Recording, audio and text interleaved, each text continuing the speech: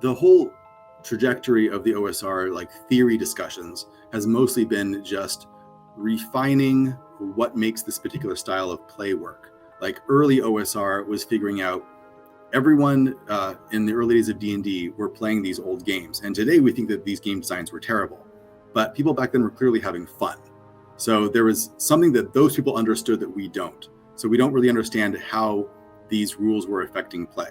And so the early period of OSR theory was figuring out, okay, what do these rules actually mean? If we played a game and used everything just the way that the rules said, how would that affect our gameplay? And there's a lot of discovery in terms of figuring that out.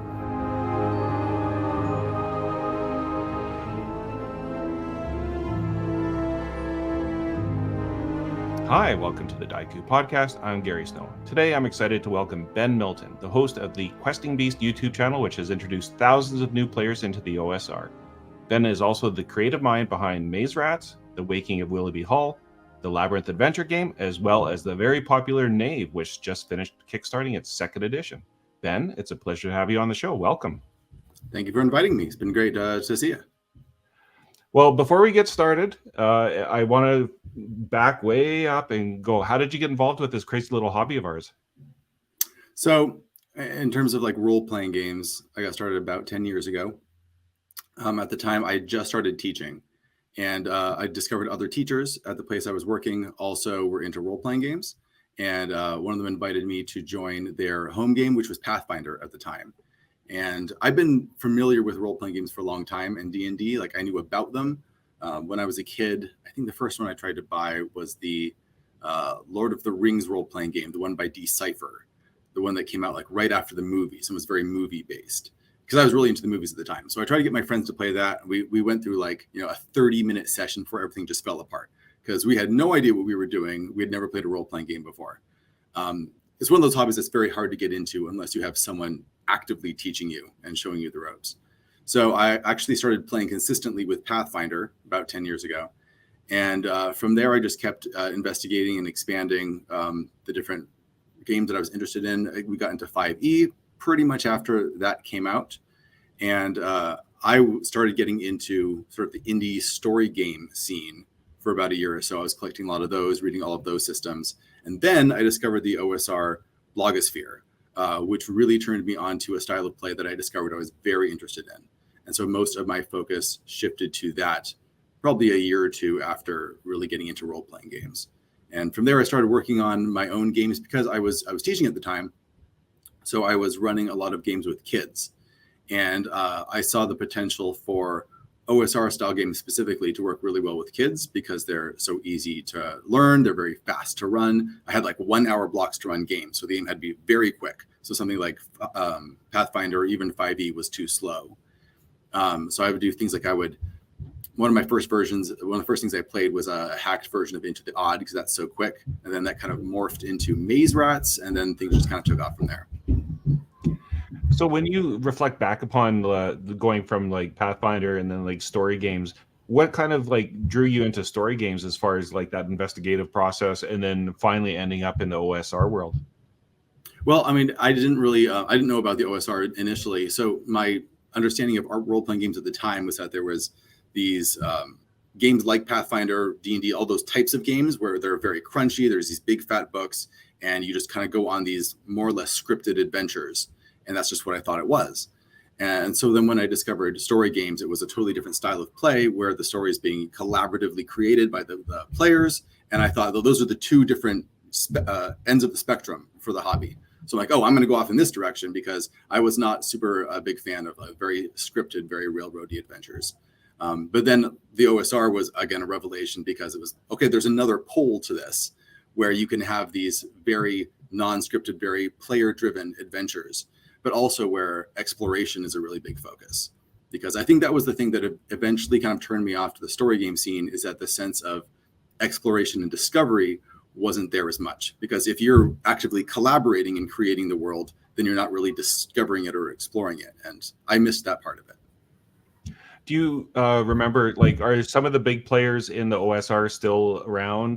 Do you remember, like, kind of like being part of that community early on? I'm assuming that's the G+ days and starting to, like, when you were exploring the OSR. do you remember any individuals that were like kind of key in your development of kind of understanding of the OSR? I mean, it's mostly all the big bloggers from back then. Some of them are still around, some of them aren't. Google Plus was the big melting pot for everyone. So people like Goblin Punch, Arnold Kemp he has lots of really great posts. The Alexandrian was incredibly influential, still is. Justin Alexander is really great in terms of like refining and boiling down these ideas, like creating situations, not plots. Patrick Stewart, of course.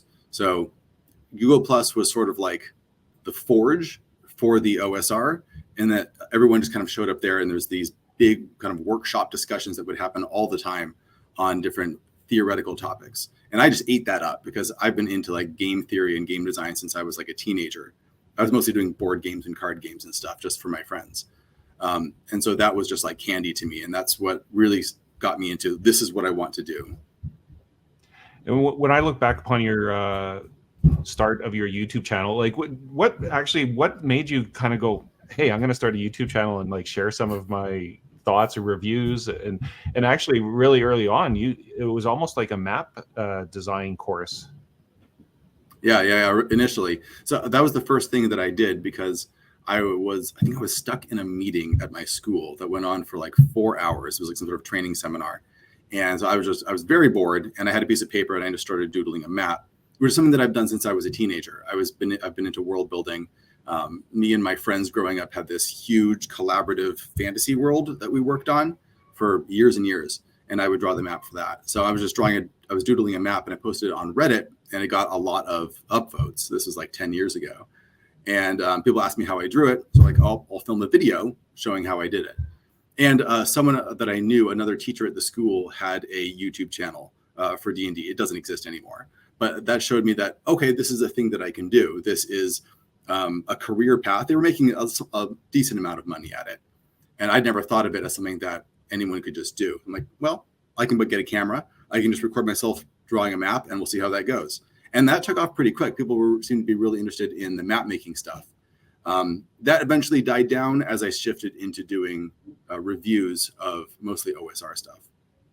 And then I saw it like, if you go way back, you can see like, I think you did a review of Fiasco and a few board games. And then like there's that major switch into the OSR, and you started to like share more like deep carbon observatory and games like that, where you're like, okay, you can definitely see the line in the sand. And when I think about like your love of games, was that always something like, did you grow up playing games, like board games and all sorts of games, that you always wanted to make games? Yeah, absolutely. Yeah, my family, I have a lot of brothers and sisters, and so we played a lot of games growing up. And mostly my shift into like hobby gaming happened around like 1999 when the Pokemon craze got really big. So I was like, I don't know, 12 or something at the time. So I just got a bunch of these Pokemon cards. I'm like, wow, this game is very different than any other game that I've played. And that got me into like hobby gaming stores, where I discovered Magic the Gathering and all these hobby board games that I'd never heard of before. And miniature wargaming, like I got into a little bit of Warhammer, a little bit of the Lord of the Rings battle game that Games Workshop does. And I could see all these role-playing games around, but I couldn't really play them. So I've been doing that off and on since I was, probably like 13. And I got deep into rules. So I discovered that Magic the Gathering existed, and I immediately downloaded the complete tournament rules of Magic the Gathering, which was like 100 pages long. And I just started like going through it and trying to figure out how the whole thing worked. Maybe a little bit too much, a little bit over my head. But I love digging through like these systems and figuring out these very complex mechanics that people would create to create certain experiences. So that was something that was very attractive to me as a young kid. And I know you did a video on the art of game design by Jesse Schell, and he's been a guest, and I'll put a link up above to that video. But you're very studious in like your approach to understanding games and understanding why they work or why they don't work.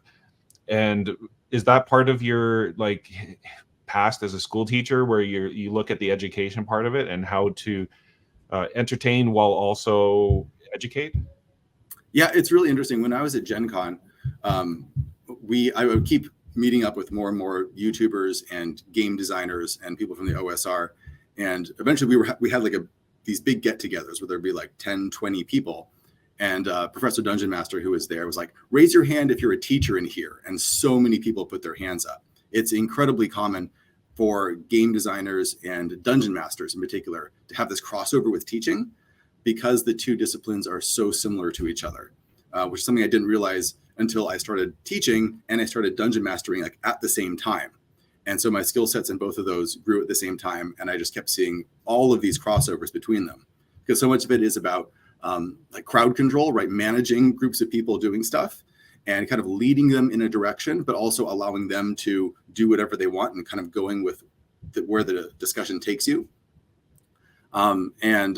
Preparing stuff, like preparing lessons, is a lot like preparing for a particular session. There's just so many crossover attributes that, they go together really well. Also, they both attract people that are interested in everything.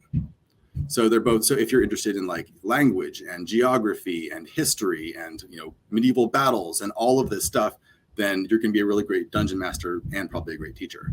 And I think Chris McDowell, in the interview that I had with him, and I'll put the link up above as well, he used to be a school teacher as well. And you kind of took Into the Odd as a starting point for Maze Rats. Correct me if I'm wrong in that. And were you, when you first made Maze Rats, were you like really heavily involved in some of those debates, or were you still passively watching and kind of getting your footing in the OSR?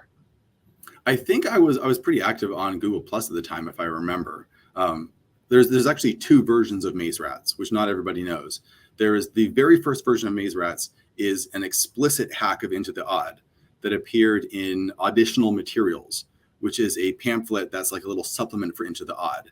And it's just a fantasy version of Into the Odd. The rules are basically the same, but I have like a little spell system in there. And I have some big random tables, which kind of became my hallmark. And from there, it eventually transitioned into the more 2d6 system that I used for the final version. But that was very much a big influence on me. Like, another thing about Gen Con is we kept walking around with Chris McDowell, because I ran into him there. And most people didn't recognize him, but as soon as we introduced him as Chris McDowell, person after person would be like, "You're the Into the Odd guy." And everyone knew what that was. So his face isn't super famous because he has a small channel, but his work is very influential. And most people have read his game and have taken away a lot of insights from it. When I look at most indie games nowadays in the OSR, a lot of them do, the credits for like inspiration. And you and Chris are often side by side together as far as what you've been able to do as far as influencing people within the OSR. And do you ever kind of like take a step back and go like, wow, I had no idea that I'd have a channel that has 80,000 plus subscribers, that I'd have a game, and we'll talk about Knave in a second, because that's like probably your biggest game thus far. But do you ever take a step back and go like, when I started this journey, I never thought I'd end up being so influential in the OSR in this case? Yeah, it is kind of surreal. I mean, I remember thinking, 10 plus years ago that I wanted to do game design as a living. This is before I'd even made any games, and I was just tinkering with board game designs. So it is very strange that it actually did become my full-time job, because I'm not actually teaching right now. This became my full-time job, which is pretty crazy. It's very weird, because it's also very hard to explain to people what I do, because I'll meet new people, they'll explain what I'm doing, and I'm like, okay, so I am a YouTuber who covers and designs tabletop role-playing games, and they don't know what any of those things are. So it's a weird niche to be in. Do you ever get kind of tired of like talking about games, or like thinking about games, or reviewing games, or anything like that? It's just like something that you're always interested in doing? Yeah, I like I said, I've been doing it since I was like a teenager. So just the game mechanics and how these fit together to make experiences has just been something that I've loved since I was a kid. I just can't stop thinking about it. Well, I think like similarly, I think a lot of people in the space, including myself, like I remember like from my earliest days, I started with Redbox myself, and I like everything that I've done in my career has always been like, well, I still like want to make a game someday, or make games someday. And that would be like, I got into communications, marketing, video production, and all those things. But for me, it was always like, hey, I want to make games and play games, because it's one of the best hobbies out there. You also did a one-page dungeon. I'm trying to like kind of like do a bit of a timeline here. I think Maze Rats, maybe not the very first one, was the Oddity one, but I think Maze Rats, the more recent one, came out in 2015, and then you did the Alchemist's Repose in 2017, which I think was a one-page dungeon, and that was your kind of first like adventure. Yeah, that was basically my first published adventure. I mean, I don't have the timeline really clear in my head. I've done a little bit of work here and there for other people. Like I've done some adventure design for Free League, for Forbidden Lands, and I've done a couple other things here and there. Like I wrote the Labyrinth Adventure Game. I forget exactly when I write all these things. It just like blurred together in my head.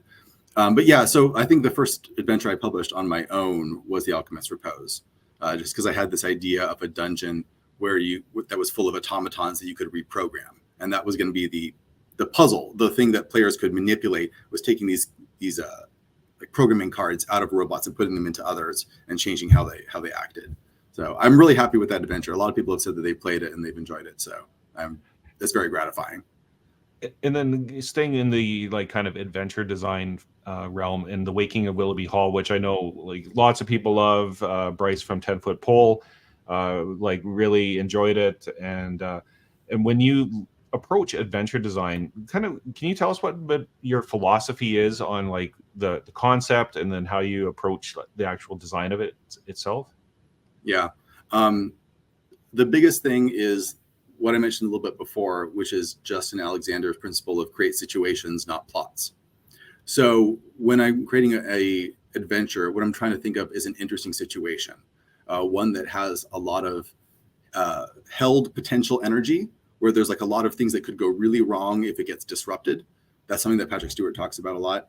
And then often adding several factions that are at war with each other or could be at war with each other, and then letting players kind of loose into that situation to disrupt it, and then watching everything fall apart, or watching all the dominoes falling, and just seeing what's going to happen. Because I have no idea what's going to happen in the Waking of Willowby Hall when you play it. I get emails from people describing their adventures, and it's always something that I never expected to happen, which is exactly my intent.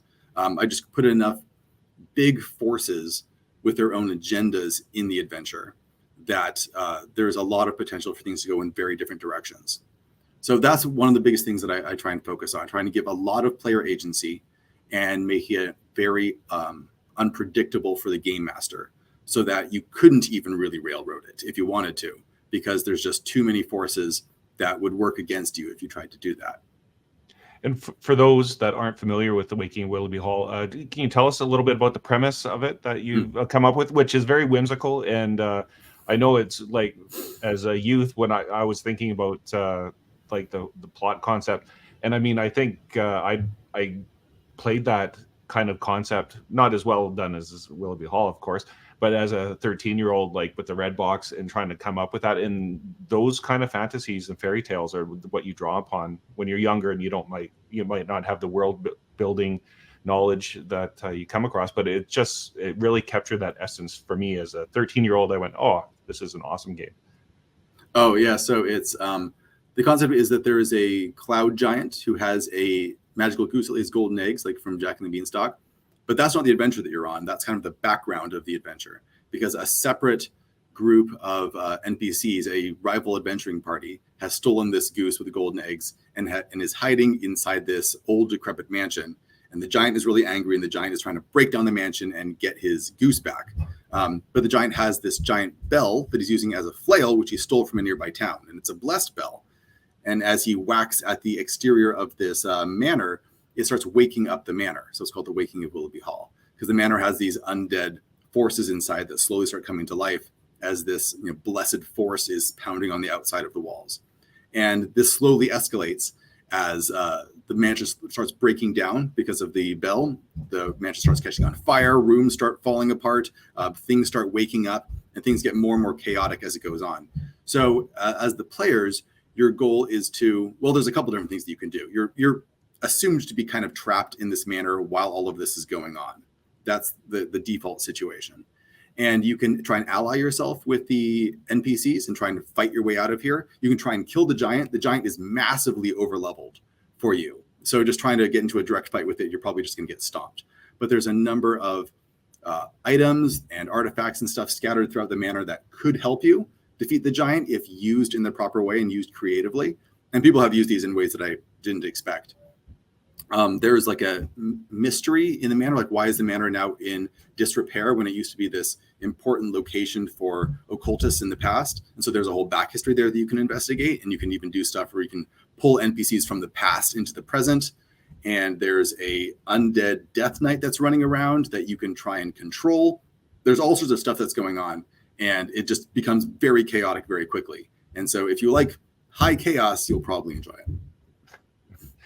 Well, I think it is like just a fun game that you can throw people into, and it's like in almost any setting that you can bring them into. But as far as like the actual setting itself or the rule set, do you always prefer like running Knave at this point? Or like, I know you just recently put out a video on Dolmenwood saying that that's your kind of like maybe default setting that you like to play in.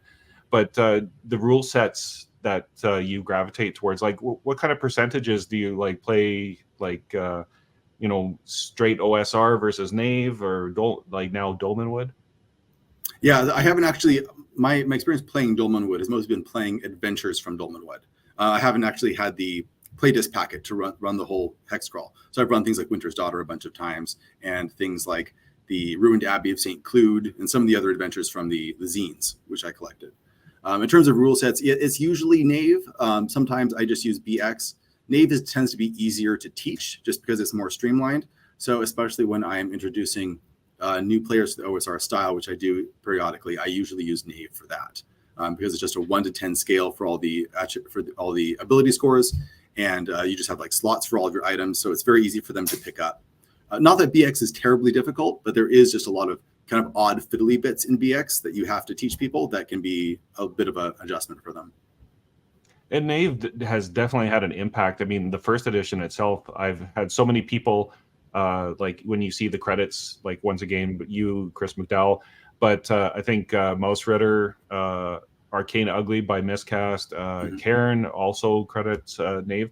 And when you created it, how important was it for you to have other people be able to hack it? Oh, yeah, that was very important for me. Same thing with Maze Rats. So both Maze Rats and Knave are released under Creative Commons licenses, which allows you to do literally anything that you want with the text, including changing it. You can make stuff out of it and then publish it for profit. Is absolutely fine as long as you just give credit to where it came from. So that's something that I've been very interested in since I was maybe a teenager, is the whole concept of having very open information and having these very open licenses where people can take and remix stuff that you made into their own material. Because that's a huge part of the OSR in general, I think, is taking other people's ideas and remixing them and improving them and tweaking them to do what you want to do with them. That's something obviously that game masters have been doing since the dawn of time with D&D. But I feel like the OSR is the kind of the high point of that, where you just have hundreds of people on Google Plus thinking intensely about ways that this could all be rewritten and hacked and refined into something else. And that was such an inspiration for me. I wanted to continue that with my own games. And this might be a good time to talk about the OGL Fiasco, as it's kind of been known as now. And I really appreciated, and I think a lot of people did, your video that you did on folk D&D. Like basically saying it does not belong to Wizards of the Coast. And I thought that really set a nice bar for people to not panic and to understand that D&D will continue, whether it's with Wizards of the Coast or just the OSR. Yeah. That's part of, I guess, my core philosophy is that these games are things that are kept, their life is preserved by people playing them. So they're not preserved by these corporations, they're preserved by the fans who continue to play them. And just to summarize that video a little bit, I guess, my idea is that there's two basic camps in Dungeons and Dragons, which is official D&D and folk D&D. And they're really just mindsets because people can move between them. Official D&D meaning that your focus is on the official text of the rules, and you see that as normative, and you see that as what D&D really is. So if the Wizards of the Coast releases a bad version of D&D, then D&D is now ruined because that's what D&D is, and it's bad now. Whereas folk D&D looks at it as more of a folk practice, like knitting or something. It's just something that people do in their own houses, and maybe they're borrowing rules from official D&D. Most people, that's where they start. But over time, it slowly morphs into their own blend of house rules. They're taking stuff from other games, and it's just a thing that they do with their friends. And what happens in the official realm of the rules has basically no impact on them. And I guess my take is that that's probably true for most people. Most people, I think, are not really closely following official rule developments. You see people being very concerned about that on Twitter and YouTube and stuff. But I think the vast majority of people get the basic set and they play it with their friends. Maybe they buy one of the adventures, and then just from there, they're just at their houses completely offline, just playing the game however they want to play it. I think that's a huge proportion of the RPG playing audience. And it gets ignored a lot because they're not on the internet, so their voices aren't being heard. But that is the default, I think. And it's good to have that in mind whenever these big blow-ups happen with Wizards of the Coast, that for the vast majority of people, this isn't going to affect them at all. And the game's going to continue no matter what Wizards of the Coast does. And with that fiasco of the OGL and a lot of other game designers, it seemed to open the door up for more people to start exploring different games, such as Knave and Shadowdark, to just name a couple there. But do you see that tipping point of people going, yeah, I like folk D&D or like other systems? Yeah, that's been happening a lot. Professor Dungeon Master over at Dungeon Craft did a really great thing where he picked a month and is like, this is Indie RPG month. And he focused on reviewing lots of smaller role-playing games, and a bunch of other YouTubers did too. Of course, that's basically all my channel does. And I think that did a lot of good in waking people up to all the variety of indie products that are out there, even ones that are fairly similar to D&D. Like most OSR systems are pretty similar to D&D. But that was really great just to see people get excited about systems other than 5th edition, which has very much its market share is like more than 95% of the whole hobby. It's maybe like 99%. It's huge. But it's also been really interesting to see what's been happening on Kickstarter in particular, because right after the OGL launched, Shadowdark, or the OGL Fiasco happened, Shadowdark launched on Kickstarter. And I think that was a huge part of why it got so huge. This year in general has been enormously good for the OSR on Kickstarter. There's been, what's launched so far? Yoon Suin, 2nd edition, Swords and Wizardry, the revised edition came out, Knave launched, Break, which is arguably not OSR. People, argue about that. It's socially OSR because it kind of grew out of the OSR scene. But then recently, Dolmenwood and all of these really big OSR products that have been in production for a long time, some of them for like 10 years, are all suddenly launching on Kickstarter right after the OGL fiasco. And I think that is just like rocket fuel that is propelling them, because Dolmenwood right now is going absolutely bonkers. Like it made like $600,000 in a day. And so it's probably going to get 1 or 2 million by the end, which is bigger than a lot of the big 5e Kickstarters. Like Tales of the Valiant did like 1 million. And Dolmenwood, which is a very odd setting for like the 1981 version of the rules, is going to pass it up like by tomorrow. So it's been really interesting to see the OSR suddenly take off like this. And I think Wizards' missteps is a big part of that. And I can't help but go, the timing of Knave 2E, was it already in the pipeline and just like the way it flowed out? And how long have you been working on it? Like the background of it, and obviously you had the Knave to build off of, but how long have you been working into making it the 2E? Yeah, I work really slowly, mostly because I'll wait till I have a good idea, and then I'll just write it down, and then I'll come back a week later and I'll tweak it a little bit. So I did, it's been in progress for, 3 years, maybe more than that. And it's not even that very long, like I said, because I'll just like test out rules with the kids that I was playing with. And then I'll just come back and maybe I'll make a little bit of a change later. So that's been in progress for a long time. But I think seeing the OGL fiasco kind of woke me up to, it's probably time to actually get my butt in gear and get this thing actually finished. So I polished things up, and I did a lot of work, just intensive work on making sure that everything fit together, writing a lot of those random tables and getting it onto Kickstarter. And now I'm in full production mode right now, getting it all written, and it's almost finished at this point.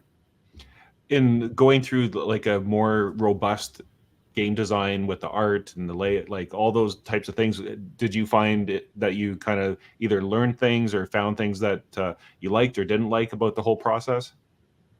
In terms of layout, I try to keep it really simple. Like layout is something that's really important to me, but I am not super experienced with the tools to create detailed layouts. So I just try and keep it as simple as possible so that it causes me less headaches later. I write most of the game at this point directly into layout, which is something that I found that more and more OSR people do. Like the guy who does Worlds Without Number, Kevin Crawford. Yeah. So he does the same thing. He writes all his books directly in layout, which is kind of important if layout's really important to you and you want to try and keep that control panel style where information is kept on one page or on a 2-page spread. In terms of actually creating it, the biggest thing is just like getting up every day and writing more and just creating that work ethic, which has been something that I had to adjust to, especially after I stopped teaching and this is now my full-time job. In the past, it's always just been a hobby where I did it whenever I felt like it. But now it's something I have to get up every morning and I have to write and get a whole page done every single day. And that's been an adjustment, but it's been really good for me, I think. I couldn't help but notice, and I'm sure you saw it too in your Kickstarter, the problems that indie game designers have when it comes to distribution and fulfillment, especially like out of country, and what a difficult challenge that is. And you're no different. You ran into that brick wall too. Oh yeah. I'm no expert on this. It's mostly Jacob Hurst over at Swordfish Islands is handling that. But I've had a lot of conversations with him about trying to figure this out, and it's really complex. I mean, I expected it to be complex, but it's way more than I thought. And just the whole worldwide shipping situation, the cost of paper around the world, how you can get like sometimes getting books printed in like Lithuania is way cheaper and higher quality than getting printed in the US. But like now it's in Lithuania and you have to figure out how you're going to get it over here. You have to figure out how you're going to do quality control, how you're going to distribute it from the United States. Can you set up distribution centers in Europe and in the UK to do this for you? And it's just my head's on fire even thinking about it. So I'm very impressed by anyone who can make that work in a streamlined manner. It's something I have a lot to learn about for sure. Well, I think there's no easy solution, and I think I've heard read so many comments that basically have said, like, if somebody out there is watching this, if you can figure this out, you can make a lot of money, because there's a lot of game designers that would be willing to pay you for your knowledge and expertise in this area. Yeah, if someone created just a turnkey solution where you can just like send them a pallet of books and they will just like handle everything, that would be amazing. There probably is people who do that I'm just not aware of, or maybe it's just really expensive. That could be true too, but it's something that I need to do more research on, especially if I ever do Kickstarter again. Well, even coming from Canada, like if I've been working on a game myself and I keep kind of looking at the fulfillment and side of it, and I am just like, it's very difficult because such a small percentage of people are going to buy it in Canada versus the US. That doesn't make sense to print it here if it has to go to the US, and it just creates a lot of problems. So if you are one of those people out there that knows all about this, please comment below. Yeah, I would like to know. People would like to know. So the Kickstarter was successful. I think I saw 650K. That might be Canadian, but so there might be less for the US. Like I'm in Canada, so I see the Canadian dollar value. But that was kind of like a nice, pleasant surprise. Like all of the hard work had paid off over all the years that you've been making the channel. You've been developing your game design skills, your layout skills. It all kind of came together for the 2E. It did. Yeah, I was pretty overwhelmed just by seeing the enormous amount of support that came out for Knave.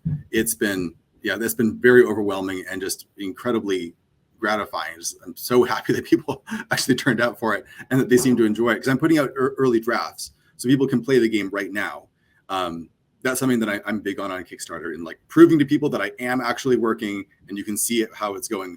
And listening to people's feedback has been really great. People have pointing out typos or things that they really enjoyed in it. And it's wonderful to get that direct feedback from so many people that this thing is actually working and that people are enjoying it and that people are going to be playing it once it finally comes out in December. Do you just see concentrating on Knave more in the future, whether it's like settings or adventures, or do you see other areas that are kind of like of interest to you that you wanted to explore?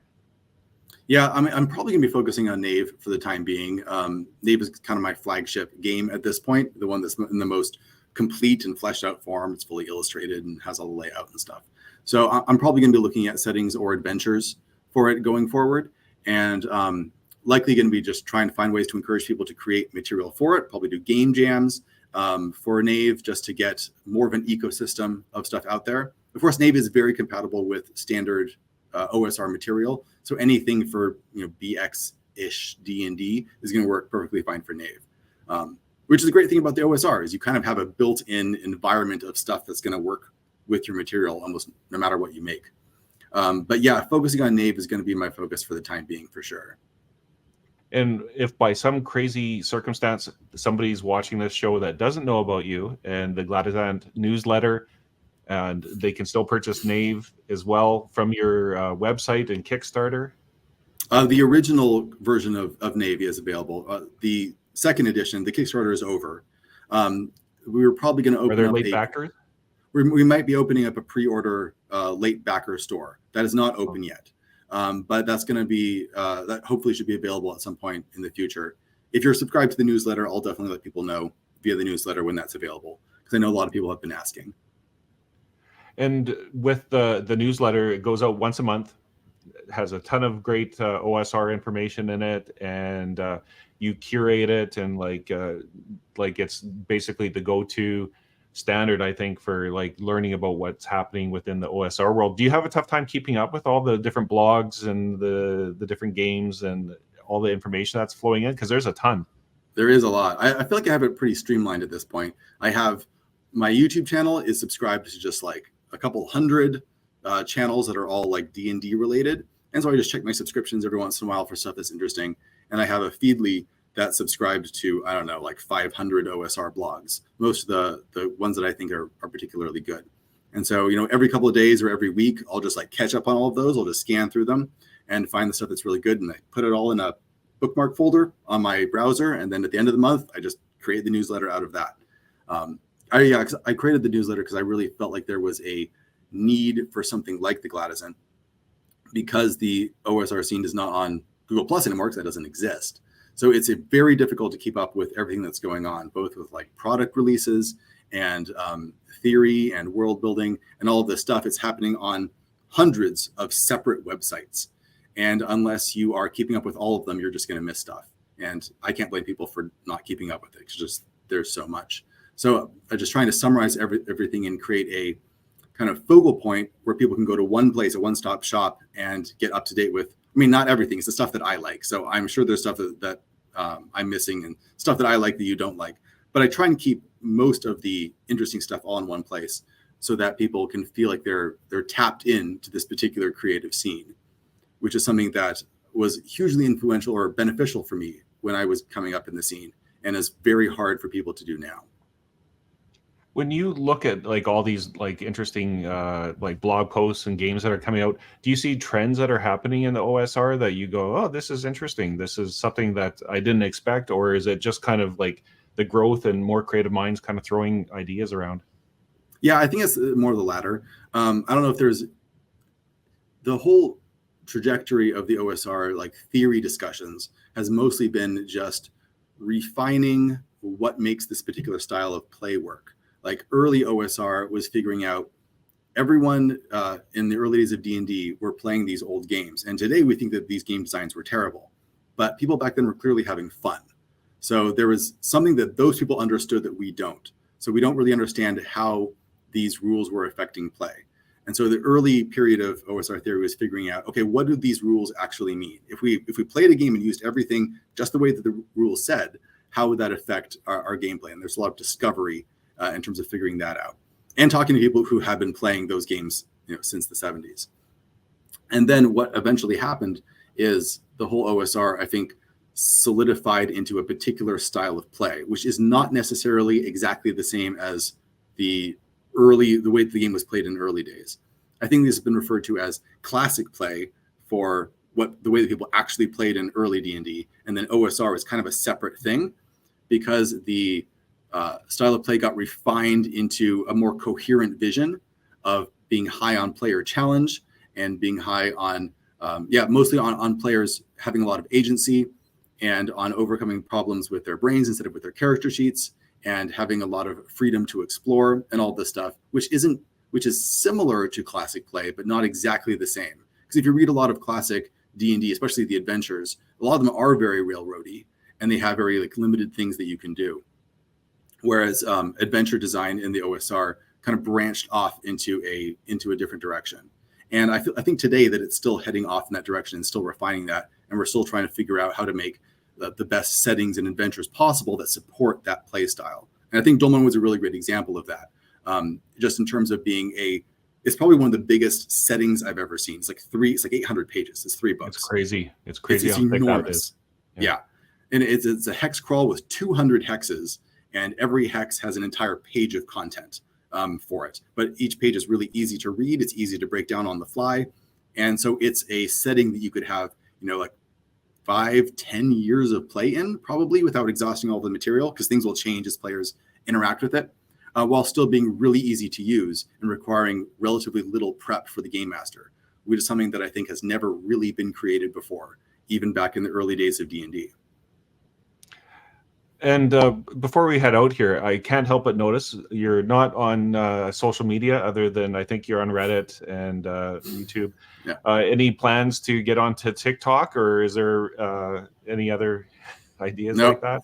No, the history of me on the internet has been steadily nuking every one of my accounts, except for the ones that I really need. Like, I was on, Twitter briefly for like a year, and I was just like, ugh, it was not fun. I'm on YouTube, obviously, because I have my YouTube channel, and I'm on Discord. That's basically it. Occasionally, I'll interact on Reddit if someone mentions me, but I don't do a lot of interaction on Reddit. I've just found that, especially as a content creator, being on lots of social media platforms is usually a waste of time. It sucks up a lot of your time and doesn't provide you with a whole lot of benefit. It can be very stressful, just in terms of you're getting involved in all of these kerfuffles that pop up on the internet where everyone's mad at this thing or this thing. And it's not a great use of your time, especially if you're trying to build an audience and you're trying to actually connect with people.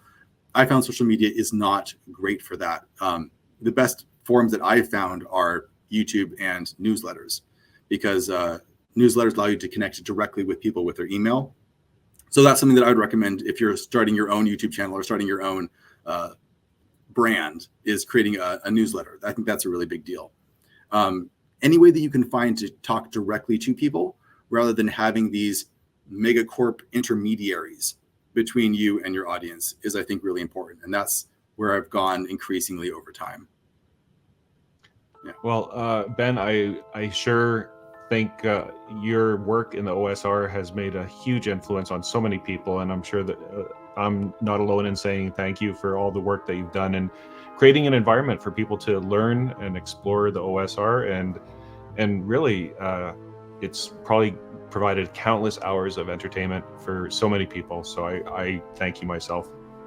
Thank you, Gary. It's been great being on this thing. It's been great talking to you. I've been looking forward to it for a long time.